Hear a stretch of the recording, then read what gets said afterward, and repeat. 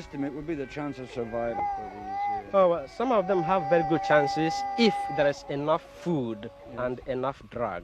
But without enough food and enough drug, the chances are just bad. So I could say that some of them have chance of about, say, 50-50. I see. And these are people who come from hiding, come from the bush. Oh, yes. Some of them have been in hiding for quite a long time. You know, when the Nigerian soldiers come in there and they know that they will be killed, so they just run into the bush. They stay there for quite a long time, nothing for them to eat. And so they develop this kwashiorkor, which is malnutrition. And then they come out so sickly. And then they are brought down here, and we have to see all what we can do to help them and treat them. I see.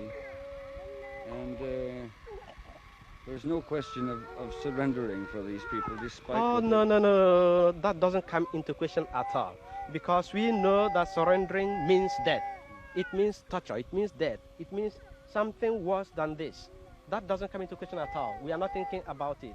And may I ask, will you actually advise us to surrender? I'm asking questions. I see. No, that doesn't come into question at all. We don't think about it. We know what it means. It just means death for us all. No, we are not going to surrender. Do you think the world is slow in understanding what's Very, very slow indeed. In fact, I was so surprised that the world could be so slow in thinking. I never knew that man could be like this. I had always thought that man is a reasonable, understanding creature that feels the woes, the troubles of others. But I didn't know that man, especially those who are in power, those who rule, that they could be so wicked and so hardened that they cannot just feel the trouble, the woes of others, and that they could just determine to starve a whole people and to kill a whole people. No, the world is so slow in understanding. Sister, how often have you had experiences like this?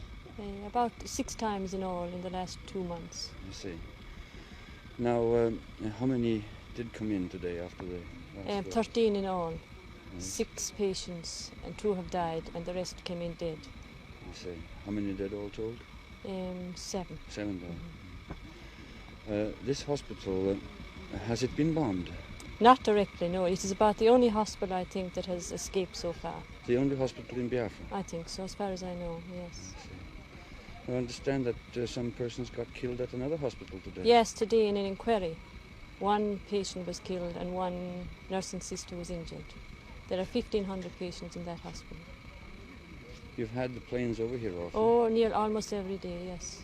What kind of effect does that have on the patients here? They all run for bush, and it's very sad to see those confined to bed with tractions. They cannot move. You know? How long have you been in Africa, sister? 11 years in all. What do you think of this whole situation? I think it's just terrible. Terrible now. There's so many innocent people, so many civilians being killed. It is tragic, really. Are you thinking of your own safety in case something should happen here? No, never. What will you do if the other side breaks through? We plan to stay behind, but we cannot say. It all depends on what happens when they come. To date, the sisters have gone ahead, but now our area is so small, it is very hard. We probably will stay behind. You have seen so much misery. Do you think that these people in Biafra will give up? Never. They say they will never give up. They say they will fight to the last man. A lot of people here, much of the staff are Biafrans. All Biafrans, except just 3 Irish sisters. I see. What is their view? They all seem to think if they give up, that they will be killed anyway. And they give up. They want to die fighting if necessary. And you'll stay with them? We'd stay with them, yes. This is our life. Biafra is at the moment experiencing jungle justice, which is the justice of might is right. Because we're under an economic blockade, we're under a propaganda blockade, we're under a diplomatic blockade. Nobody sees what we are suffering, nobody hears what we are suffering, and as a result of that, the wrong story is presented to the world. We are not heard, and therefore we cannot be judged except on the basis of the lies being told about us.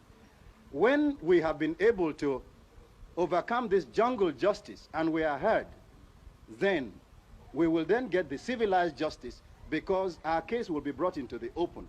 And once a case is in the open, you cannot play tricks.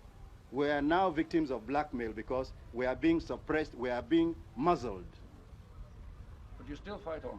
We fight on. Oh yes, Biafra fights on.